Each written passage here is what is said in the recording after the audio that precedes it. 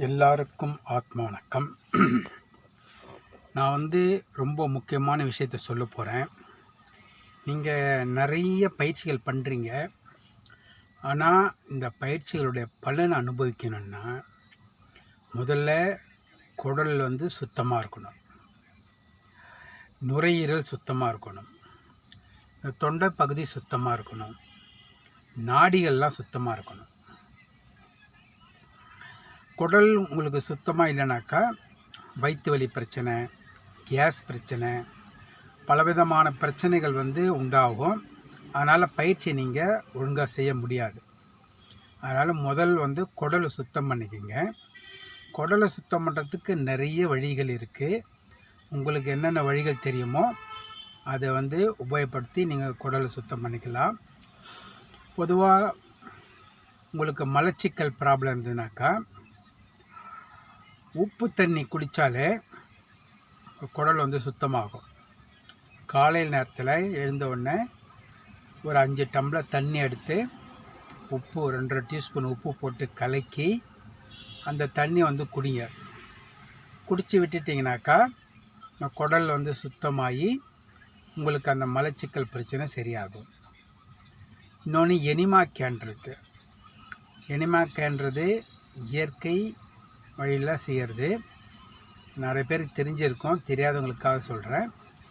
இது ஒரு டப்பா மாதிரி இருக்கும். அந்த டப்பாவில் தண்ணியை ஊற்றி உங்களை விட கொஞ்சம் உயரமான இடத்துல அந்த டப்பா மாட்டிடுங்க. மாட்டிட்டு அந்த நாசில் முனையில் லைட்டாக தேங்காய் எண்ணெயோ இல்லை வேறு எதுனா தடவி நீங்கள் ஆசன வாயில் சொருகிக்கலாம். அப்போ அந்த தண்ணியெல்லாம் உள்ளே போயிடும். உள்ளே போன பிறகு நீங்கள் டியூப் எடுத்துகிட்டு போய் உக்காந்திங்கனாக்கா குடல் சுத்தமாயிடும். அந்த நாசில் அதிலே விளக்கங்கள்லாம் இருக்கும். நாசிலில் லைட்டாக எண்ணெய் தடவணும். அப்போ தான் உங்களுக்கு அந்த இது ஃப்ரீயாக போகும். ரெண்டாவது அதில் இருக்க காற்று வெளியேற்றணும். தண்ணி நீங்கள் அந்த கேனில் ஊற்றிட்டு நாசில் வழியாக கொஞ்சம் தண்ணியை வெளியேற்றும் போது அதில் இருக்க காற்று வெளியே வந்துடும்.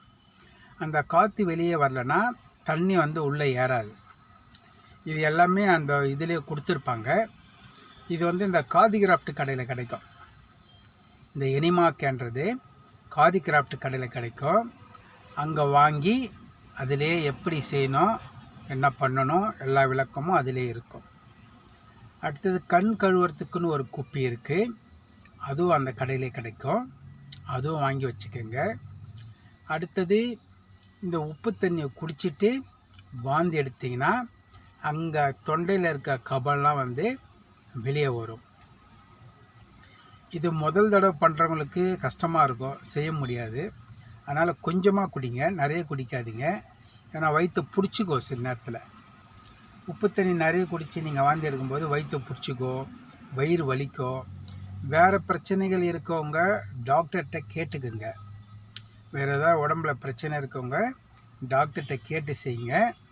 இது ஒரு வயிறை சுத்தம் பண்ணுறதுக்கான ஒரு வழிமுறை. இது உங்களுக்கு உடம்பு நல்லா இருந்தால் மட்டும் இதை பண்ணுங்கள்.